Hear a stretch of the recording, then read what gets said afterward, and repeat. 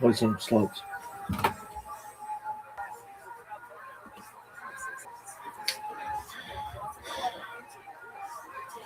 It is 6th of Nissan 5786, Tuesday, March 24th.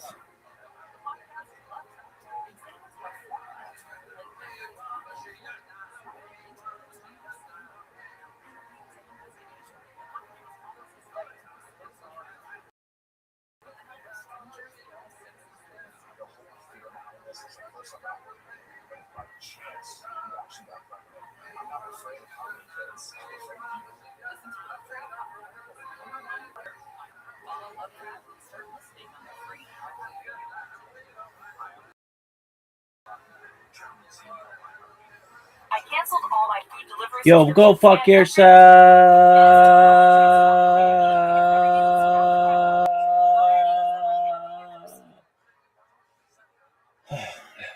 Fuck that shit. This is day 88 of bitch. Really? Yeah. Coffee and Kabbalah and coffee.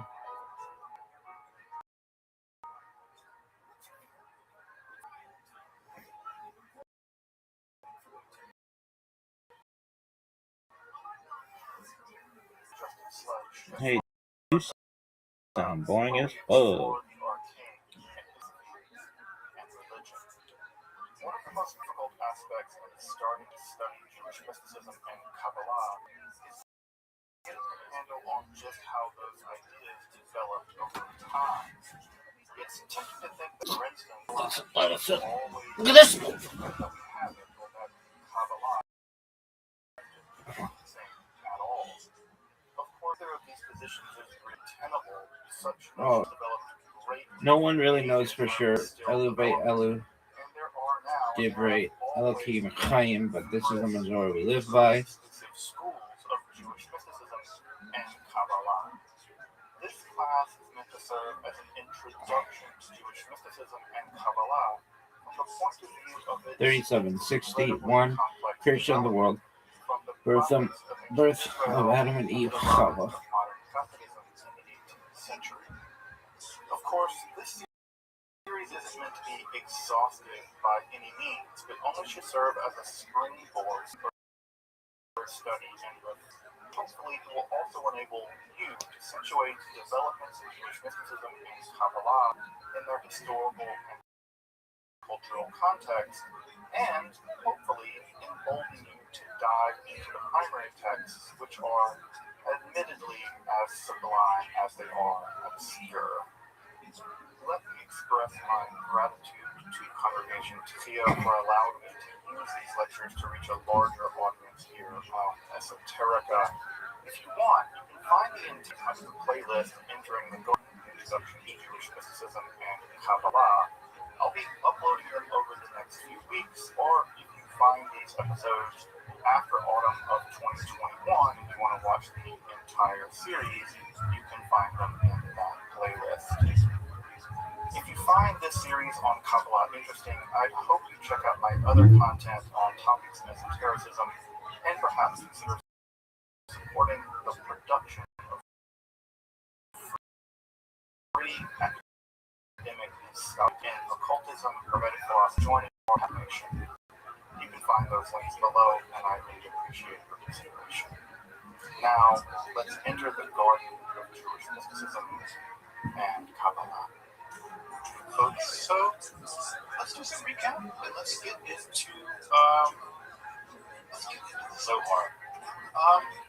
So as we talked about last time, Kabbalah, the technical Kabbalah, the Kabbalah proper really began to exist in southern France and Spain in the early 13th century. Now, it's really important to note that it's not a whole cloth, right? That's the whole point of this class. That we've been Jewish mysticism has developed in the world of Palestine, in the world of Babylonia, in the world of Jewish magic in Egypt, and we've been tracing how that's being slowly moving into the European context. And it's in that situation, beginning in the early 13th century, maybe the late 12th century, that Kabbalah begins to exist as such. And as we talked about last time, some of the driving issues, and I don't want to say the only driving issues, but some of the more important driving issues are one, a response against the philosophy of Maimonides. Right? We like to claim Maimonides, especially as progressive enlightenment, but Maimonides, as I pointed out last time, was incredible. Maimonides was not universally accepted by many Jews. There were many Jews that hated him and literally turned his books over to the Dominicans to have them burned. Of course, that was a pretty bad idea, because when the Dominicans were like, "Hey, you want to burn them? Can we burn some more books?" And of course, they ended up famously burning Talmud. So be careful who you get to burn your books. Don't let anyone burn your books. Hold your enemies close, and don't let them burn your books. At any rate, so we have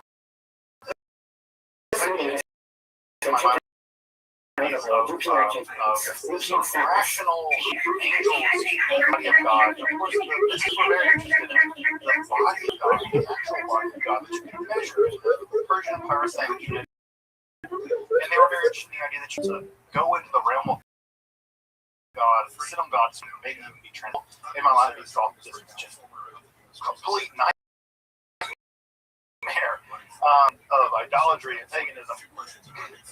And so in some ways, the Kabbalah is a response against Maimonides.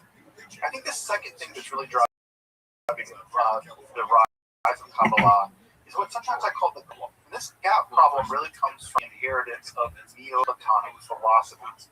Now, I know, again, I want to drive this point home, but I know that many of us have been raised with the idea that mysticism, rationalism, and logic and mysticism cannot stay together. They cannot live in the same world, they can't be in the same bed. Well, the Middle Ages is not even there about what you think about those things. The Middle Ages is a mix of interesting different places than what you've ever imagined. The truth of the matter is, philosophy, logic, and religion have remained very close. And the fact that we post-enlightenment Jews want to drive a hard way between them says more about what we need, our desires, our perversions, maybe, than it does about what philosophically is rigorous and what historical people actually did. And so part of what's going to happen is that not that the Kabbalah is going to reject philosophy, it's a different kind of philosophy to solve philosophical problems. Now, there's a lot of philosophy now, but that doesn't mean it's not philosophy. As I pointed out last time, the thing about they're trying to figure out is how to reach the infinite descendants of God in the imminent reality. And once you come to emerge, there's some 8, 10, 11 lines down from just the first line of the logical table, right? Nothing is. He was talking about the concept of incarcerating somebody because you don't know what to do. There we go. Remember again, what's the relevance? You get nothing, you get being, what's the relevance for us? There we go. And we roll on out. Philosophers are always trying to have people, and so it's not surprising the Kabbalists do the same thing. And their solution is to be very brief right here. It's going to be things through shitty parts. They're going to maintain the transcendence of God with the concept. So infinite, that's nine. They're going to bridge the gap between the infinite existence of God and so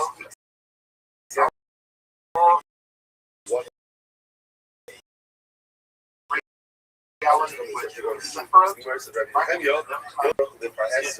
I like the line that the Quran actually is not part of the Jewish system, but it's a beautiful line. So the Quran is that Allah is closer to you. Because the whole concept of that was no one knew what to do with it. I love that. Right? Allah is closer to you. They trying to hold themselves. And the image is true of Zohar as well, that the imminent world of God should not, the imminent world is close to you as until you figure it out. So the immersive Torah is shining stuff. We're going to talk about this. Most of them, they're rush. Like temporary sometimes do. They're all getting fed, right? It's not a kind of otherwise. It's very interesting. I know. But they are and so what's going on here, right? They're trying to say they were two instances of people committed egregious acts in a desert. Let me rephrase that. There are Now, some of the multiple other really instances driving of people who committed egregious acts. are going to be sort of the primordial world prior to the creation of this world, the origin of evil, the Zohar, One of them was the absolutely person was Michal. interested in evil beings all the time. Zohar. They're going to be interested in trying to reread scripture to kind of discover these ideas that they're mining around. And what you get is these Kabbalists are coming with ideas, and so what they do, they can go to scripture and then mine them out. Right? It's not like they go to read scripture and then find this email. Sometimes that's what they do. I think other scholars say they come with the ideas and they go to scripture and mine them out. So we have very innovative, beautiful ideas that we're going to develop in all of this Kabbalah, but also a radical interpretation of Jewish law. This is the idea of Neham Mitzvot.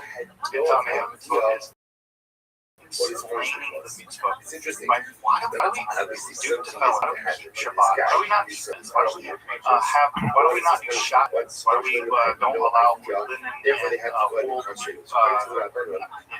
knitting together? Why do we not do that? Well, what Kabbalists are showing is not only are there technical reasons for this, right? There are physical, mystical,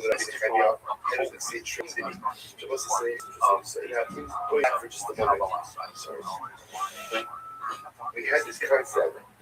Well, folks, we've arrived. We are at the gates of the Sefer Zohar, and I will say that the Sefer Zohar is an incredibly difficult, incredibly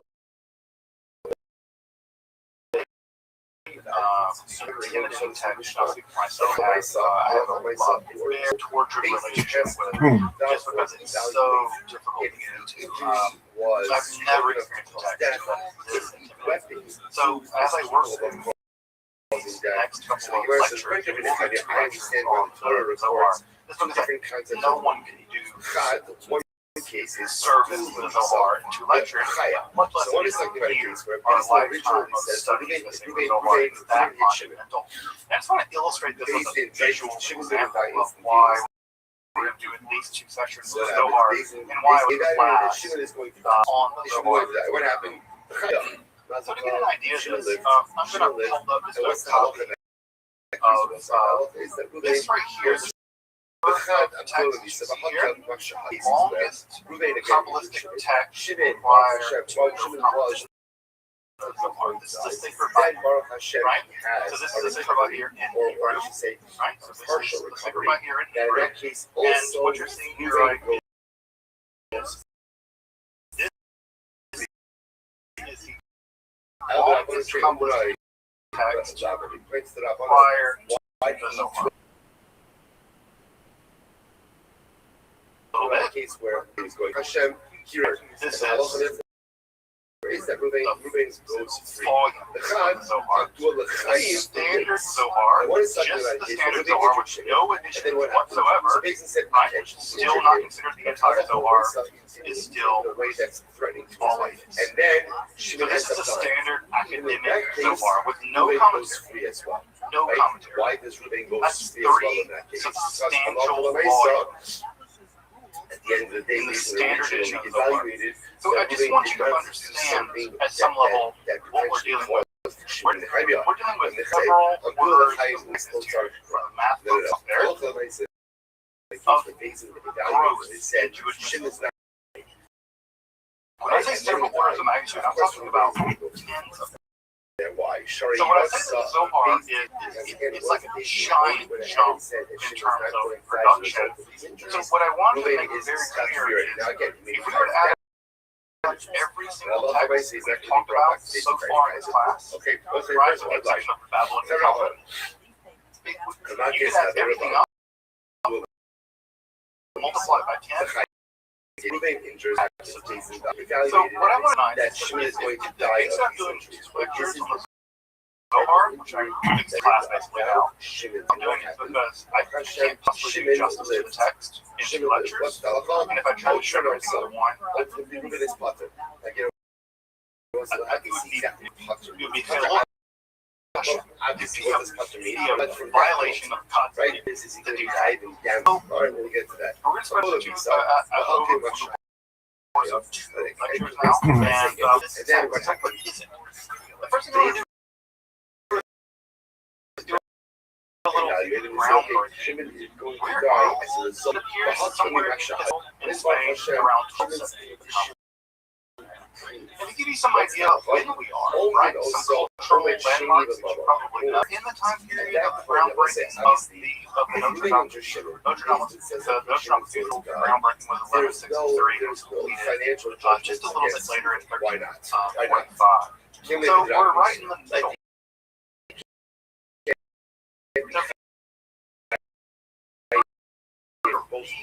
The first Zohar. Basin says, okay, Shimon's gonna die. Fell to the marble. Was burned. The most important of the world.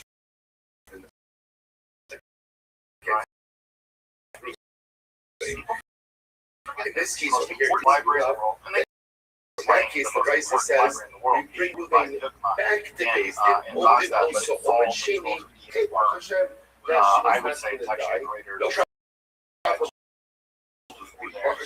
We'll bring moving back to Basin. Also, if you want to think about it more specifically, Zohar is composed almost at the same time that Thomas Aquinas is composing his Right, so Thomas is composing his Theologia, which is almost the same size in many ways as the Sefer Zohar. At first glance, from about 1263, the Zohar is actually being composed about decades later. But then Shimon's condition boggles improves. So when we do, we bring the moving back to people, Basin for the Shini person, second people that compose the evaluation Zohar, for monetary damages. Then what to one another, Shimon becomes illegitimate over his condition worsens. right? They could have Thomas Aquinas composing and the writers, writer and the writers of Sefer Zohar. So we'll made a little bit of a journey. Evaluation, They which should have sat down, is talked about damages, theology and we over will a couple of pay lessons those of why. damages to Shimon's heirs. My God, I wish I could The have Chum say, a fly. Chum say, no, we don't go ahead. We don't say we did. Again, I think it's something important to get a I sense need of the where other we right are, side. right? Other right side. And what's Two being of them, produced so at that time. on the also the Chaim. One of the touchstones of So the Halacha Leisa, Ruben and again, and based in so the Sefer Zohar that is going to be put what to death. is And this? then what happens? What is this book? Well, it's largely a travel book, Evaluation. right? Right. That's The what's weird about it. It's a travel book. It's mostly the travels of a century city named Shimshai and his sons and their companions. And what do? Essentially, They travel around. will change the evaluation when it benefits, which is a lot in general. It's just a bunch of guys that we are traveling. ready. So therefore, Now, if you really into Shimon and basis, Shimon's going to why die. Shimon And Shimon's Bar condition improves, Well, will change the already in the evaluation rabbinical from period, Shimon capital Bar is to already monetary. associated On with the a other couple hand, of if they extreme Shimon into things. Shimon and Prince, He's Shimon's going to associated with survive. extreme Whatever this is, in fact, he was so pious that we burned will from not go ahead a with the evaluation. killed a bunch of people. Do the Judge misa. laid their eyes.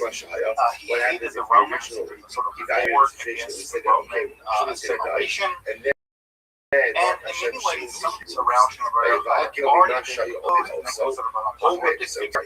So in many ways, he's a perfect person to be the progenitor of a radical scheme go ahead and do another evaluation because he's already sort of monetary mystical damages. and And sort of if mystic it from the makes, world. and afterwards, Gentiles, which the Zohar is very anti-Gentile. so that Loch is So, Shali, Nezek, Sarah, in many ways, we'll go ahead and we'll wait. So again, that case is already a monetary judgment the against text Ruben. itself We'll make is him pay the placed damages to in the the 2nd inheritors. century The aim world. is like a Shali, And of course, damages is and a time of we'll say very cases intense where there's an injury, Jewish maybe Roman he's going to die, strife. then he gets better. And so How do the you text evaluate here the is also damages? representing a very difficult relationship between Jews and non-Jews in that situation. The time of the injury, so we don't discuss, it's interesting, we don't assess damage. What do we know about the writer of this? We'll talk more about the author in just a minute. We know that they know rabbinical literature incredibly well, but not only that, they are incredibly conversant in itself. one of the things that's really important to know about the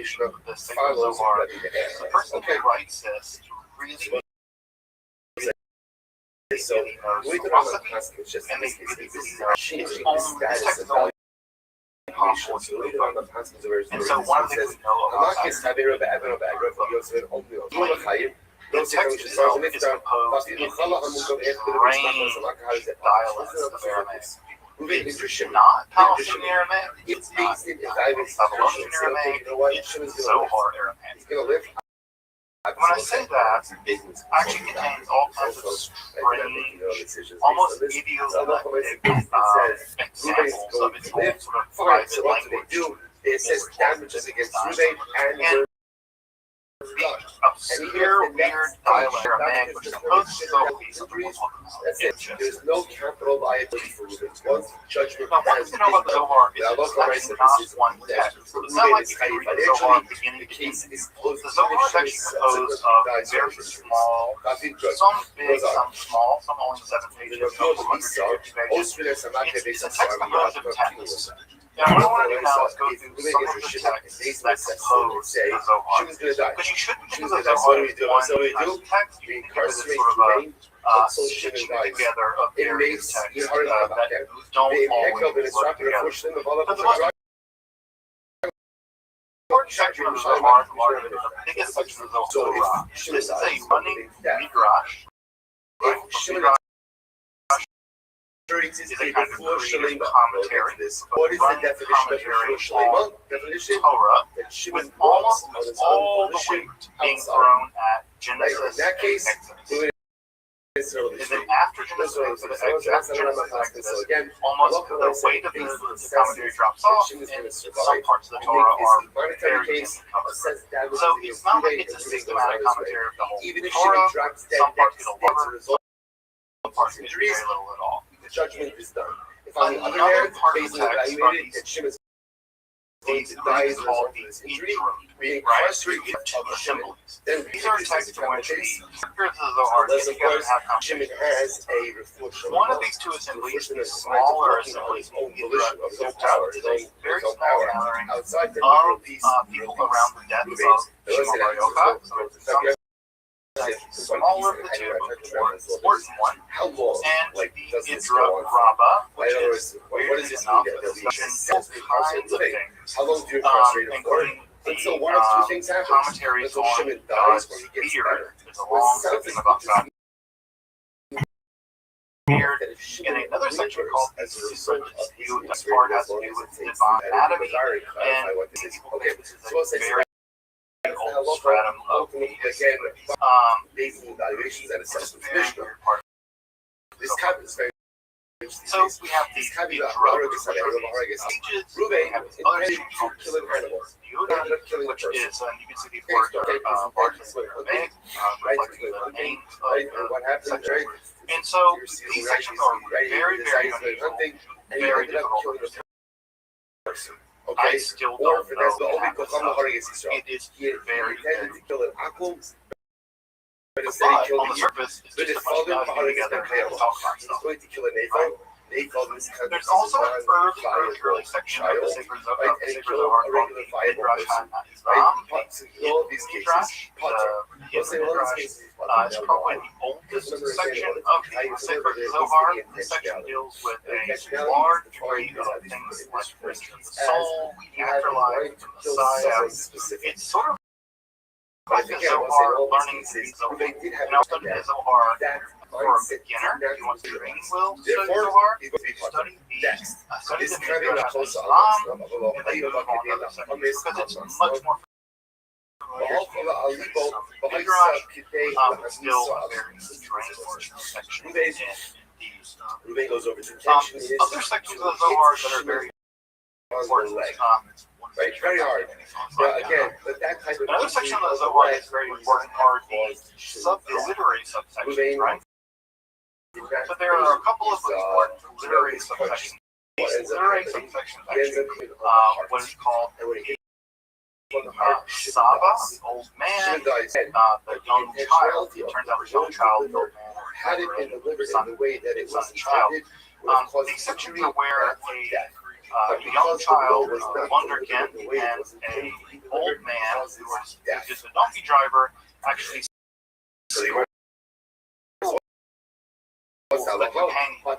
the Zohar companions are going along the road with the donkey driver, and the donkey driver shows them the donkey driver knows more about the hidden world of God than they do in the Yanuka, though. This wonderkind also shows that he knows far more about the nature of Torah and the reality of God's nature. And so they sit between this donkey driver and this child, and they learn all the stuff about the nature of the leg instead. God and the world this type of blow went a little like So, normally. what's important to know about these sections is that what happens with me. the Zohar is not one particular Because also, It's why several is the part in this case? structural Again, literary what we need to texts see or is in order to be chayav in a together capital into case, one narrative. the injury you The deliver edits are has not to clear. be It's perfect.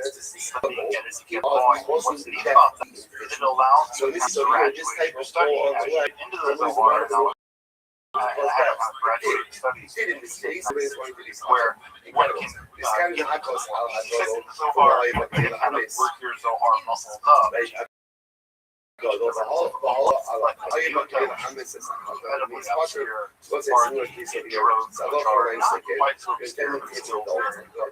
This type of flow. So that's the basic structure of the Zohar, and it has a collection of very strange Once again, the Zohar that were not collected together in the original version, which are traditionally in the and this type of flow would have because caused there are What Zohar, happening? the rectifications of the Zohar, and another text called the Rabbi Shepherd. These are considered in the Orthodox world. So you would go to the Orthodox world, read the Zohar, those sections would be part of the Zohar. We now think that there About is this cup, later so in the Zohar, but in the Zohar part one, so no one can deny about it. And those later sections, intentionality of the I could do a lot of work of helping them. The earlier sections of the Zohar. capital case. No, I know Just this the all person who is intended to kill, number one. So let me just say again, just to break down a little bit. Or whatever What we have in the Zohar is in the Bible. has to be something that is capable of Then we have weirder books, where a bunch of second century dudes hang out, talk about even more strange things. And then we have digressions that are literary things you can take upon themselves, where they have a conversation and this with type of injury, little boy, donkey drivers, and they learn all kinds of shit towards them. What And we have a lot of happened? He injured Shimon on the leg. And what happened? So, the thing about the Zohar is that it is not type of flow delivered would have normally right. brought Ever the since child well, to right, death. quilts are Shit. cool, And what happened? cool, fabric, because they're not quilts are together. And if you zoom in on one part of the quilt, it sounds like we're looking at one thing. If you zoom out too far, it's like chaos. Right? Kind of carefully follow how the quilts are made. You can see how the quilt got designed.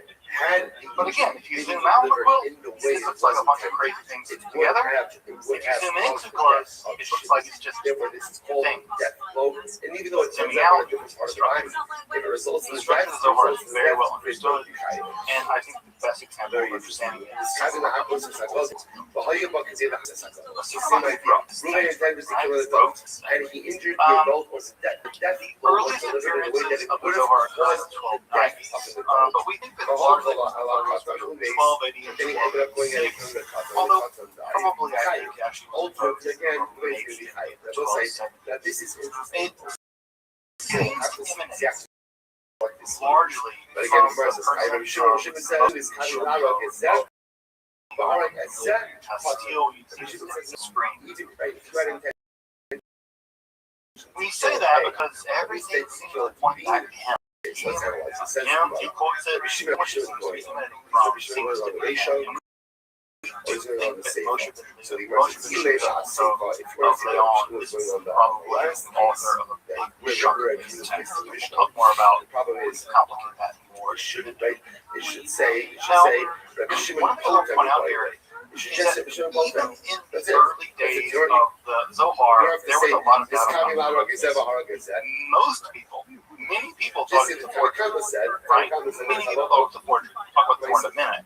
So it wasn't like the Zohar was immediately recognized by all Jews. Obviously, scripture enough to kill a at the kata. time. And instead you killed the Also, one of the things we should note about it is that let's Rabbi make a Shimon's distinction argument between just say forgery and the Gemara says forgery. rather Rabbi Shimon's Let's relation. engage in fraud, your own personal gain. Ratio was That's this forgery. probably not Right? When I write a check from, right. I don't know, if I write a check from Takiya to myself for But instead you $10 kill million, a person. that check passed. If I go do that, that's really forgery. I'm for check. And instead he kills. If I were to write to praise someone, in all am I of these really trying cases, to benefit myself? all these cases, Potter. Now I must say, now what can I'm really trying to benefit someone who can. is Kavi Maro Gezeh Bahara Highest Gezeh. forgery is forgery in the trying to benefit people in the advancement of wisdom, The only or reason religious why fervor, it or is religious because piety, or spiritual growth. ended up So I want to make a distinction here between forgery, which is meant to only benefit the person doing the forgery, right? You had and intention to kill a highest forgery, which is you had there to intention actually to kill an benefit Apple, of you killed the Yehudi. You had benefiting intention others. to kill a Nephel, you killed the It's still Ben deception, Hayam. Okay, but so it's your pious intention. Now, there's lots See, of this is examples of not this in the the past, and I think the But Zohar listen is to this. typically According to this, examples of pious if I forgery. intended to So, kill it the also says Shinnin, that Moshe ben Leon, Moshe of because the Leon, Tanakama says also engaged in mystical practices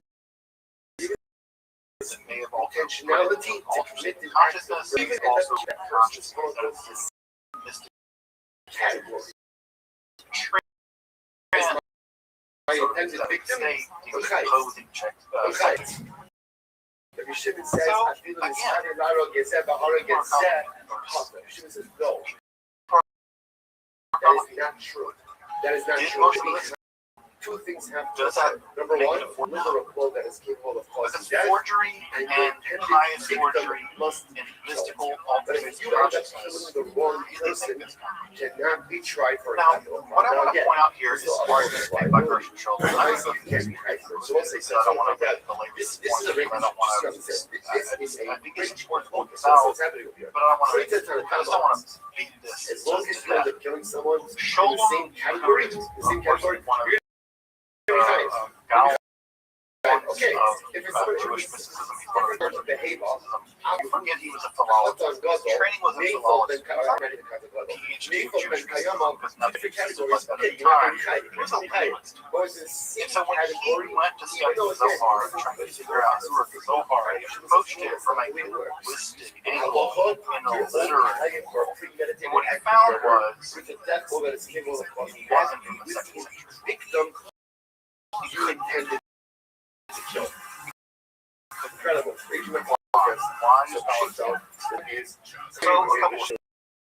I'm really going to go through this. First, I'm saying that notes they're grammatically weird. Also, they're grammatically blatant. No grammatical, no prepositions, whatever. They come from Boston and Central at the same time. No one speaks like that, right? And so in the ancient world, especially, no one spoke out when it comes to weird, grammatical, and dialect structure. Secondly, there are all kinds of things.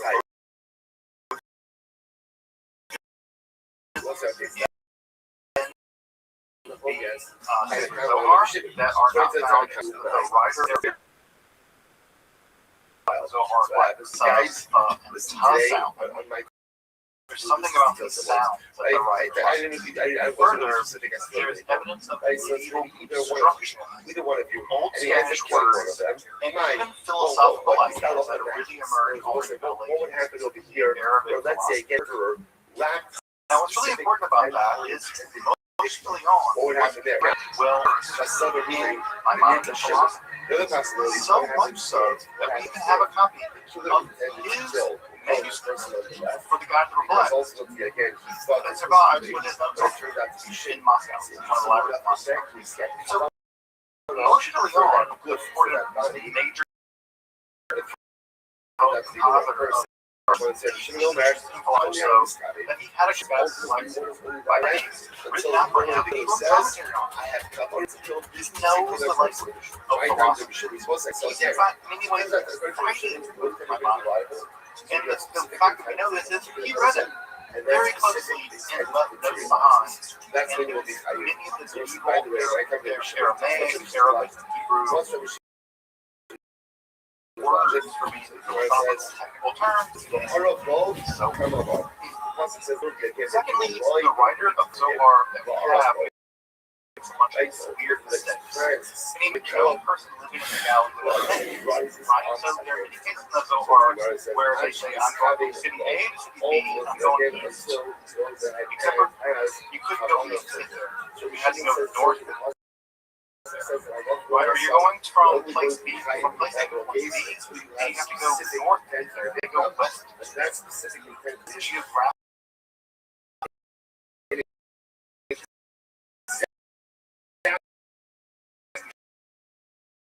Never occurred to someone.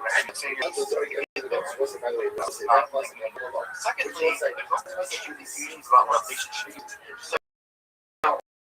One of the big things that happened so far is father-in-law, right? So that he was people were married to the wrong people. So there are all sorts of familiar relationships. Finding about the Talmud that is no one that comes forward make that secular views, right? It's not like my mother-in-law, Micah, from my dad, John. No one is going to do that. And so no one knows my family would do that. So only someone who doesn't know anything about family can take a look at that. Secondly, the text is in Arabic, right? Would you expect a text in the 2nd century to be written? Every academic text written in the 2nd century is actually written in Hebrew.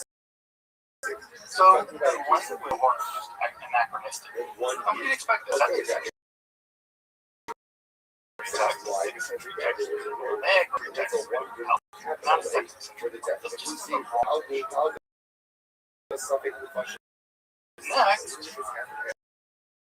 Well, someone from the outer Jewish world, especially went to Spain, usually on the wife, seems to be wife, where he got this, and she says, he wrote it out of his own head. Wife ratted him out. His wife was like, yeah, he wrote this. For paying him, he wrote this book and he used motion. He used Shimon Rothschild's name to bolster his reputation. So, wife. He said, yeah, I don't know what you're doing.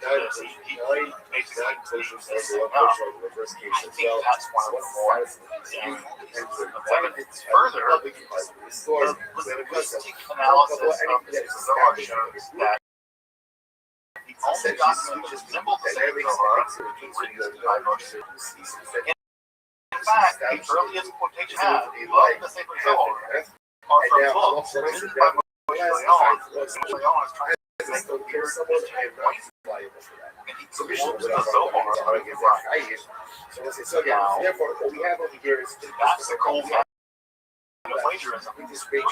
Right? Imagine a book, and then you wrote it, you prove your book. I get on that train, that's not and so we see that happen by motion early on. There are no manuscripts of the Sefer Zohar ever found in the Bible. Every manuscript we have comes from that. Now, it could be the case that no one survived from the 2nd century, but now one argument is, right, no one like Moses, no one or anyone else ever really was found as Zohar. And perhaps the Prophet Muhammad was illiterate. He was a trainer, so he was Persian, and he wrote the Quran. Well, Muslims take the view that the reason why the Quran should be believed is because Muhammad could never written it. He was an illiterate caravan. So simple people like Dr. Fairmont, the famous Theosophist, cobbler, made shoes, wrote some of the most impressive philosophical writings in the world.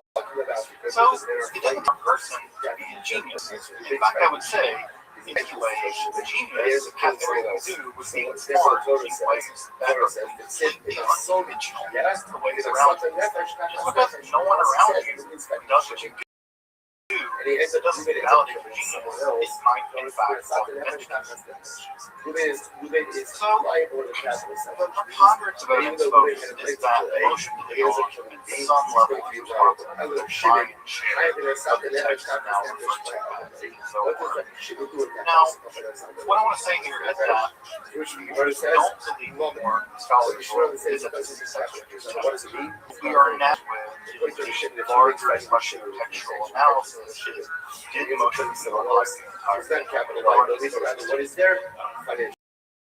What we think is now going on has to go around a circle of people.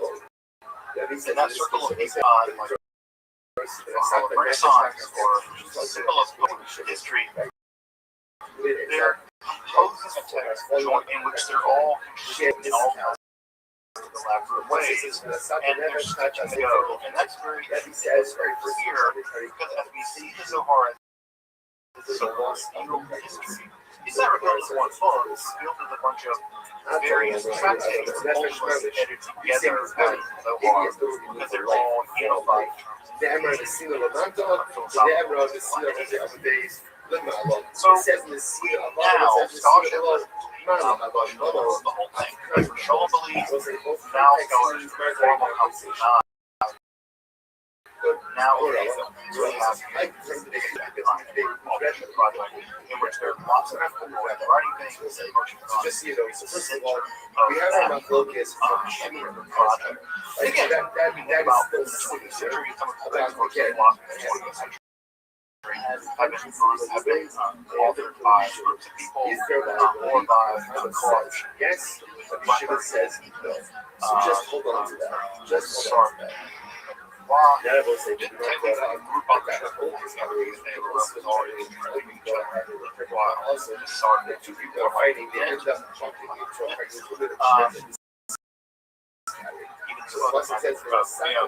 I will say though, back to the issue about this chapter being composed in the 2nd century, by the way, there's another that's the Orthodox tradition is this text is and that it's the name of the it's not like modern scholarship, secular from but that's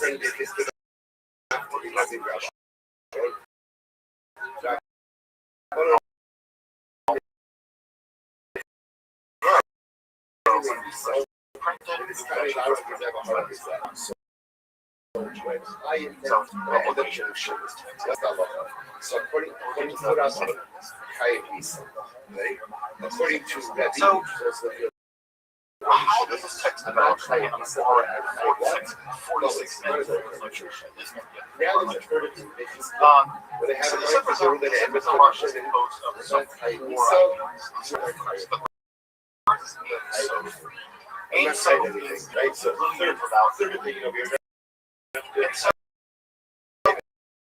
to understand this, we need to get where does understand the basket. What is just referred to as negative kills the animal. Negative kills. You cannot say anything positive.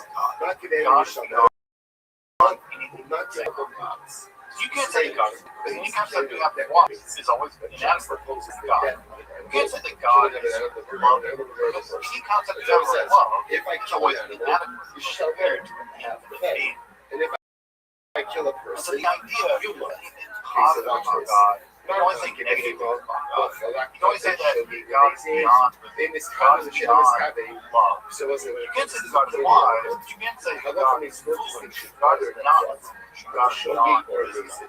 And this negative theology allows one to maintain that God is transcendent.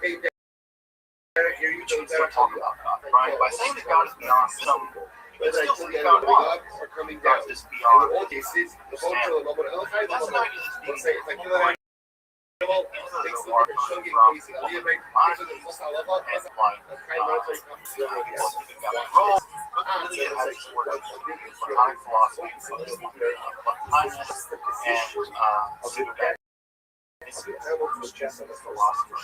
So, what's important to note about this, right, is that the starting point of the Zohar is that God is beyond everything that's understood. God is transcendent, utterly so when I go ahead and so what we have a God in the Zohar that is utterly beyond. there's no distinction about it until someone shows me. As God, I guess I'll now give such God, I kill you the can't Mason. even make Right? sense Show me the about Mason. Baby's God got to show me true. intentionality, lack of intentionality. Derek, God you need to. Derek, I'm not. When I kill a person, God it's is not not coming down. true. The Chai God does he wasn't a piece of the burger.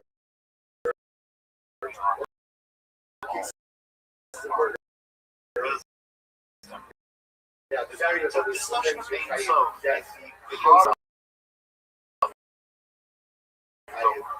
for the Zohar, so this is today's missionary issue. position of That God, anytime you articulate now, anything whether or to not say, you're able anything to to worship, one thing is clear, love, which is your point, that you never fight about it, and that's the juxtaposition. When you kill an animal, it doesn't matter how you kill the animal. One thing is clear, which is what? right? How you Notice kill that beautiful when you kill contradiction. a person, It's a one thing is clear, right? It's the most darkness you can imagine. God is beyond all things. Absolutely dark.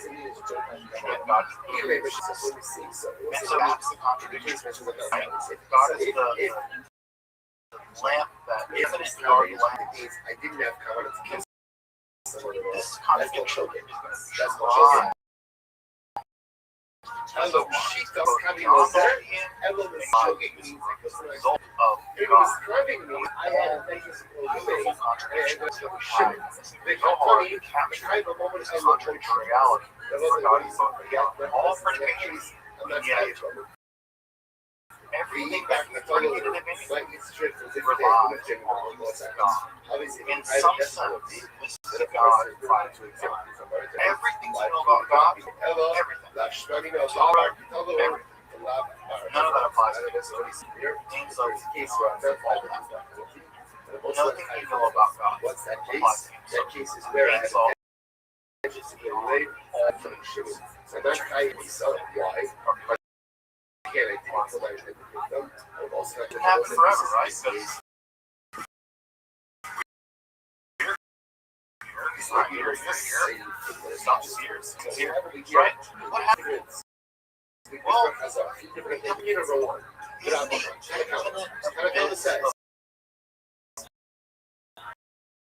I have a darkness debate. I see the was something last stirred, debate. something agitated. There was an allergy where God squeezed out. Why? Because hopefully Ejaculated out. The Zohar loved God. Moving with God's self, like yes, so God's love. And there's this idea of earth, Zohar,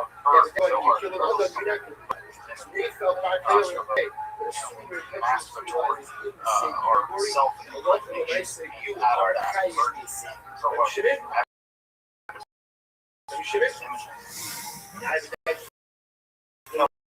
One of the great mysteries of Zohar to be found at some level.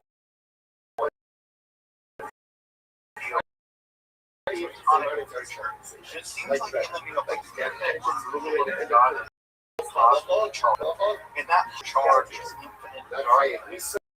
For whatever reason, flows out of itself, right? Flows out of itself. And that flowing out of itself is something that you can't help but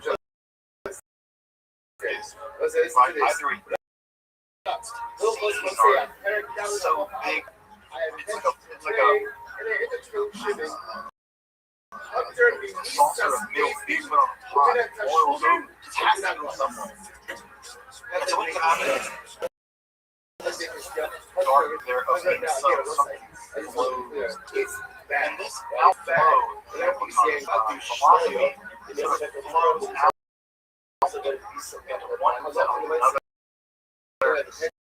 It needs to stay back.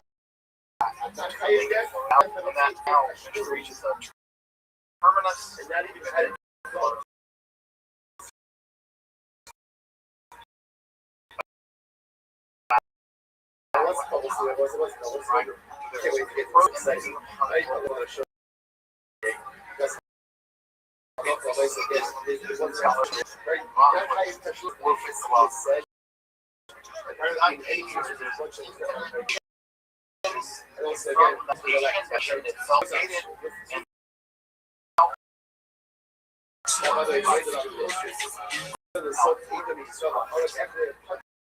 See that, right? And something like iconic authors like Pythagoreans, right?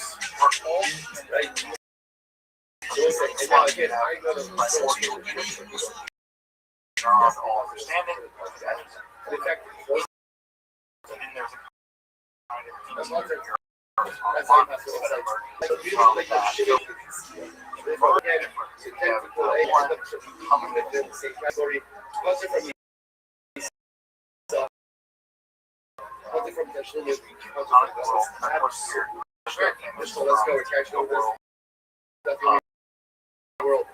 a kind from the one right from the side, there is a slow really dictates the cover-up. It's just like the cover-up that you associate with makes you the person that you are. Sometimes the person that chooses to become also dictates the shit is as I mentioned last time, the earliest mention of murder against this stuff flow out of God are the Sphero. So it's And right.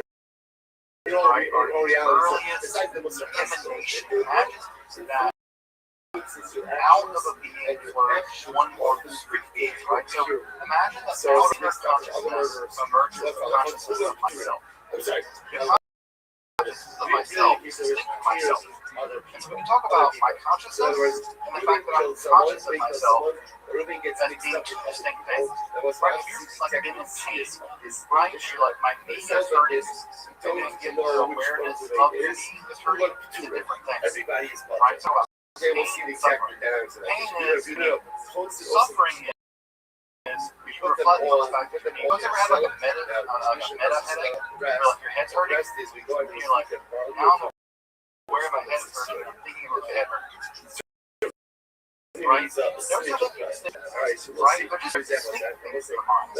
That distinction between the pain and the thinking about the pain, the suffering, that's something like a hypostasis. Now, because they all got mixed up, That's an incarnation where the pain is the pain. Well, God kind of works like that in Judaism. Where we get all kinds of aspects of God, Sphero, and these Sphero are aspects of totality interior to that totality. Now that sounds weird, but think about yourself. Think about your mind. Your mind is consciousness, right? Judgment which we right? Memory, our mind, which is also our mind, has thoughts. For example, right? There are parts of our minds that we let's just get a tasks. camera. Some of the Well, cameras imagine the hero as like you don't know who's aspects of God, factors of God, the in Shimon different says parts we give them all that skill. compose what Right? God Why? is. It's like your memory is Everyone different knows. than your logical Straightforward part. is more covered than It's like your skill. logical part is Because different. you know, you go to straightforward. Emotional part is like your emotional part. Skill Judgment part is more judgment is false. I'm going to have a Those are all part of your mind. You know, I used to say, Others stick. that's great. That's true. They're all part of my That's true. mind. That's literally So, how do you your go road down? are So in this many is ways what like wasn't that. more Of course, covered. the first time you read about it a couple times ago, that is the first year. That's a rise. That's a rise. That's a rise. That's a rise. You know, stuff like that, they are not parts of God. They're not emanation of God. They are a combination of God. Some of them are subject to hereg, which is Now, heading what like we sight, get and others here, right, are is regular. that Which one is happening is that which is these more help? 10 There's sure miracle sight. ideas We should have said sight. Rob, we're going to pass into the stage of the second part of the miracle ideas. The first stage is the word of divine Death row. alphabet. God creates the world that way. The second stage Which is going to teach them with the various aspects of God. They are the parts of God that flow out of the inner recess. So, one part of God between which is incredible. We'll stop here for today. So that's the second part, right? And the spheros, you can imagine, the second part is kind of like a bridge. They build the bridge between infinite transcendence, right? So one metaphor, maybe a metaphor that helps you understand the Sefer are they're like a ladder, right? With every single rung of the ladder, 10 rungs of the ladder, reach back up to so. So think about the Sefer as I'm just a flat thing, right? And God is transcendence. We have to have some bridge. What bridge? The gap. The second part of the wrong the ladder. Reaching down metaphysically onto us.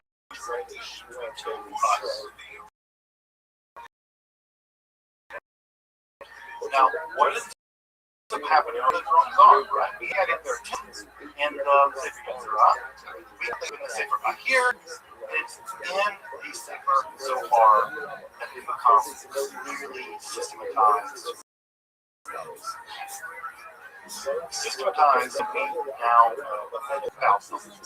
And what the Sefer Zohar argues is that the spheros are a primordial body of the universe.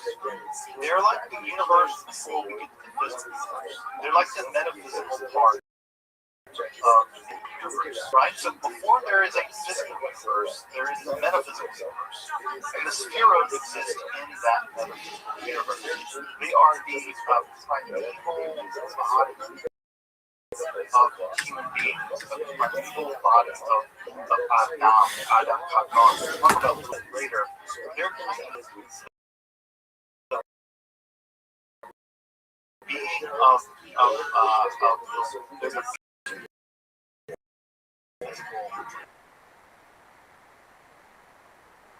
long the ladder in the sacred spheros are not they're not concrete. So you can think about the sacred Zohar as talking various parts, right? And we'll talk about part of God's next time, right? God's judgment, God's mercy, God's intelligence, God's wisdom, God's beauty, God's endurance. We'll talk about something starting next time. These spheros are aspects of God, but these aspects of God, just like the aspects of your mind, right? The logical part of your mind, the memory part of your mind, the emotional part of your mind, the judgment part of your mind. it's not like those parts are always each other. They kind of move down, right? Memory gets love, memory gets formed by logic. Logic tries to rule over emotion. Sometimes emotion rules over logic. Sometimes it's very powerful and able to overcome your temper problem. Sometimes your temper problem is able to overcome your logic. Well, you're going to need God.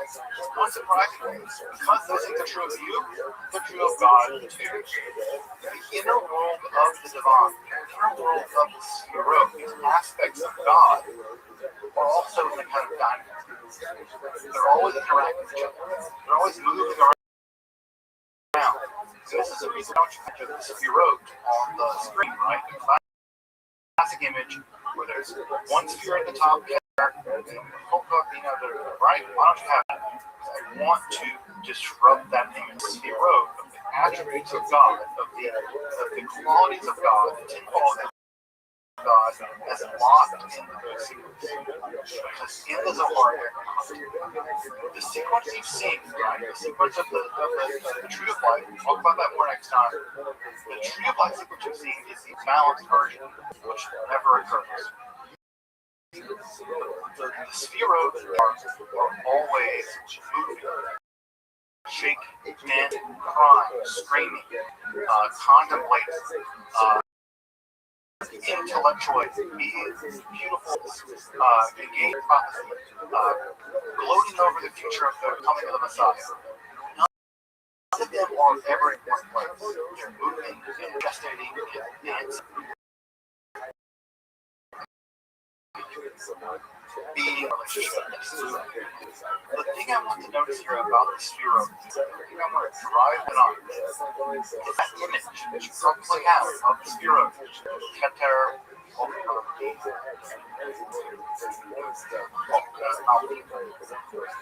you can get rid of that image if you want to. Because image is like, look at it. Figure out where you want to go. So this. You know where you want to go another day? It's like this. Where you want to go another day? It's like this. Right? The Sphirot in the where the divine is. So all the different Sphirot are like these incredibly rich, complicated system of names, of colors, of numbers, names of gods, of locations, of body parts, of emotions, of partner Sphirot, of various patriarchs and matriarchs found in the Bible, and every time you see them, right? So when you read the Zohar, you might see that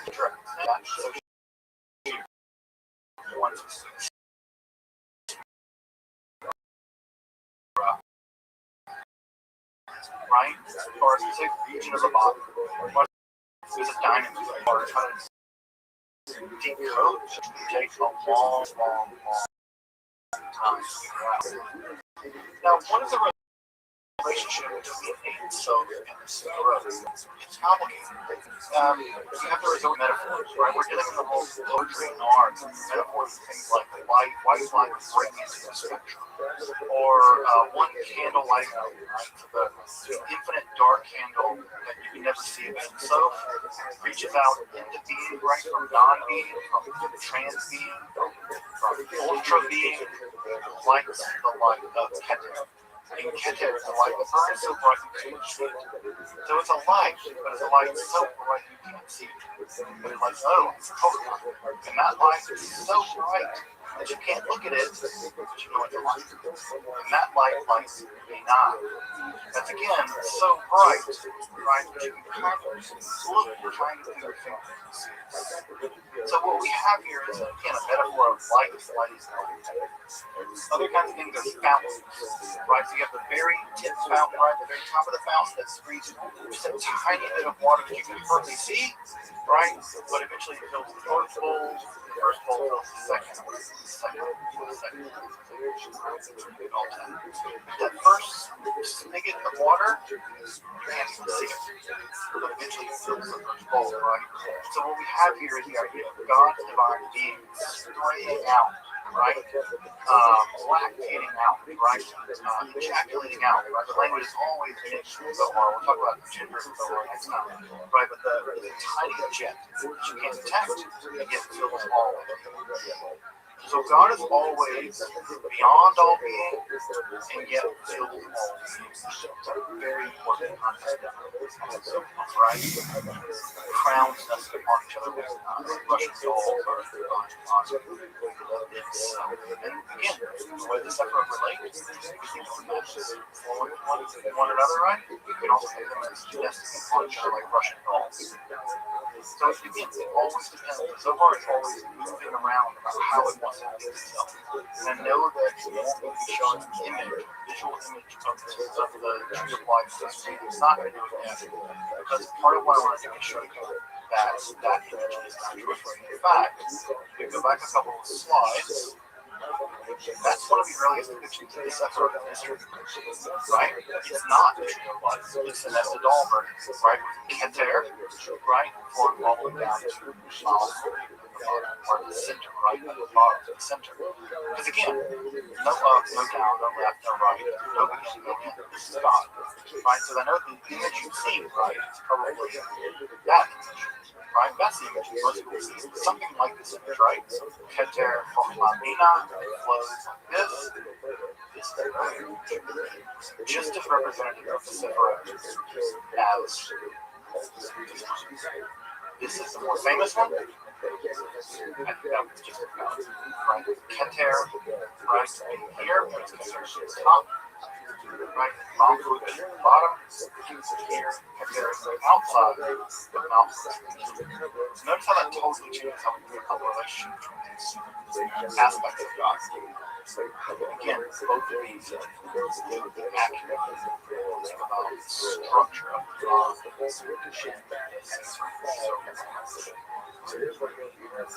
Now, just to begin to rattle over, you can imagine the Zohar is something like a drama, like a soap opera, actually, right? Whatever soap opera you like, right? It's called Jan. So you can think of the Zohar as a kind of soap opera. So I can now get the direction of the song plays. So anyway, you can think of the Zohar as a kind of soap opera of these spheroids. It's all about how the various aspects of the divine relate to each other, hurt each other, double cross each other, how they move, how they dance, how they love, how they fight, how they interact with a harmony, how they excite each other, how they stimulate each other, how they seduce and betray one another. The Zohar is the drama of the spheroids. And also, the goal of the Zohar is how to harmonize them. Right? Now, I know that no good Zohar wants to harmonize because that's drama free. But what the Zohar imagines is that at the end, at the end of this process, the spheroid will be harmonized. It will be harmonized. And I bet you've heard, right? In those days, God's name will be one. Right? Right? God's name will be one. That's a Kabbalistic idea. The idea is that in the end of time, God's name will be unified, and God's self will be unified. Now, what's interesting about this is God is not unified. His name is not unified yet. And how does God get unified? That might give us a clue about why Ein-Sof ever erupted from Ein-Sof at all. It's because God is us. That we are part of this divine drama. And how what part do we play in this divine drama? You're God's wife. Right? We are the wife of God. Israel is the wife of God. And many parts of the Zohar are about this amalgamation of the male and female, trans movement maleness and femaleness, in which those two things unite themselves in androgyne being.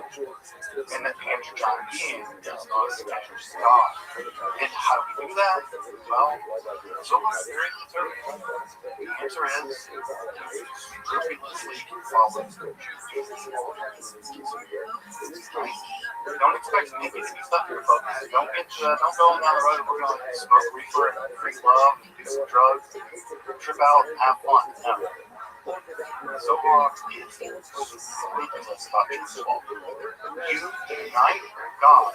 You bring together God. You unify yourself spiritually. You unify God by following Jewish laws scrupulously.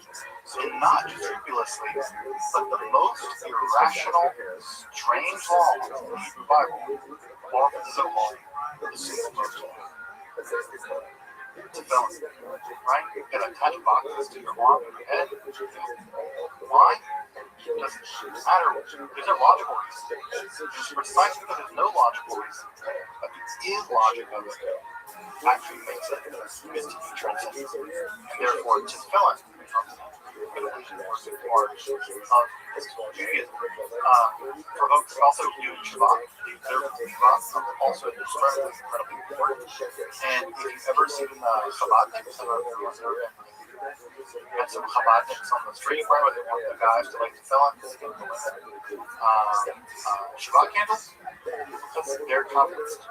Because they think that by putting on those tefillin on you, by getting a woman to light the Shabbat candle, all of them, if they do that, if you do that, you're unifying God, bringing the world one step closer to redemption. So don't expect Jewish Christians to be liberal, giving, you can do what you want. It's actually the exact opposite of that. It's radically conservative.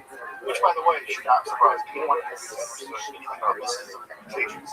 Every mystical religion is radically conservative. Christian, all socially conservative. In the Christian world, there's no more enthusiastic people about the Inquisition. We say the Christian mystics. They're all about it. So this is not surprising to look at the other mystics and their Now, what I want to pick up with next is I want to pick up with a very short explanation of the Sefirot.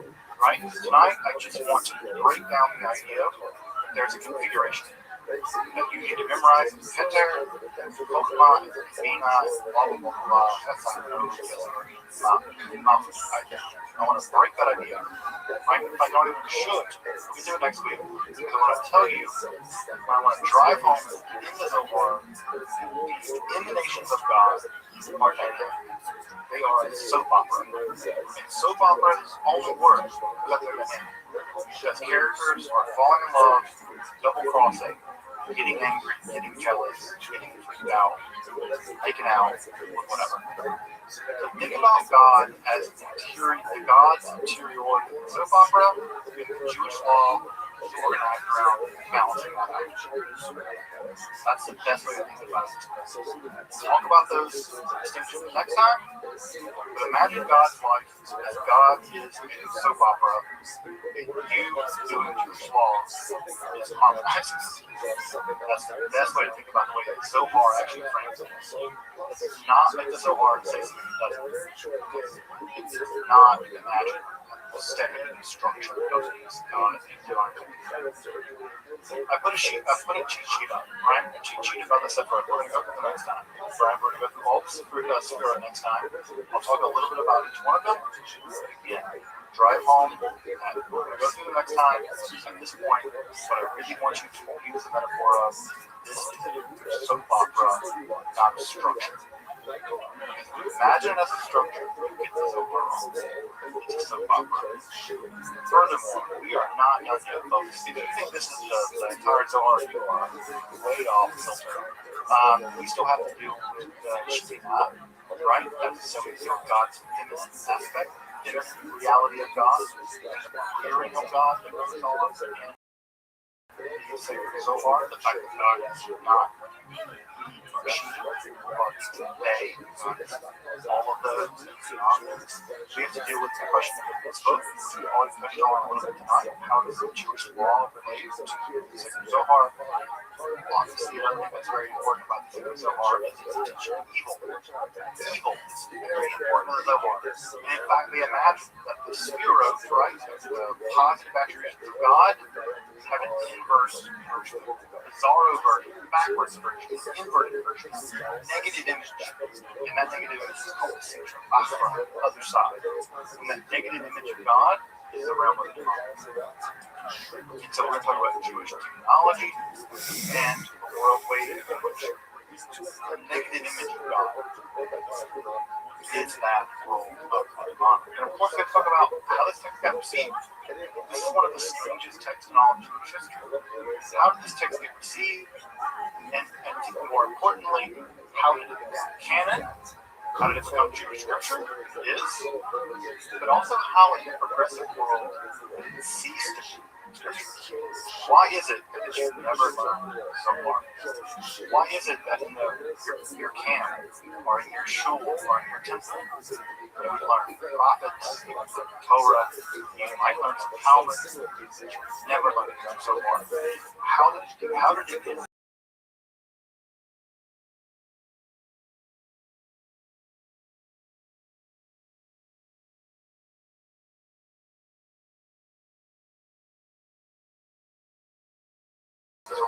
those that you because I think it's very important about how this text got canonized.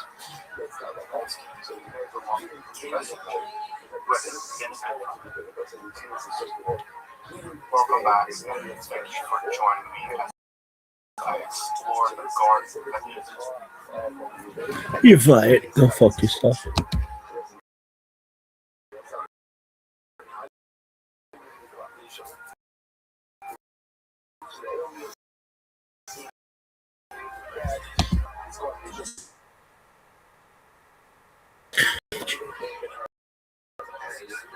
Oh, what the fuck?